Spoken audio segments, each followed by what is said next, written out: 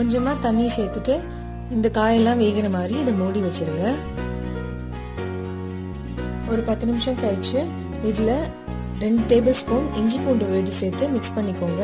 இஞ்சி பூண்டோட பச்சை வாசனை போகிற வரைக்கும் இதை மிக்ஸ் பண்ணிக்கோங்க.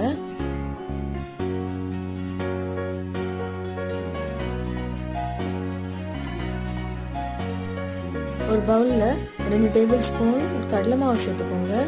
இதை தண்ணி சேர்த்துட்டு கட்டி தட்டாம மிக்ஸ் பண்ணி வச்சுக்கோங்க.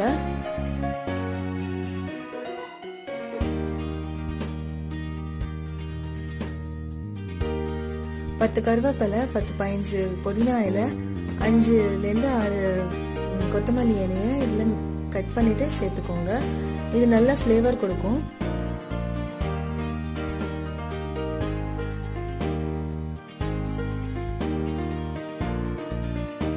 இதெல்லாம் சேர்த்து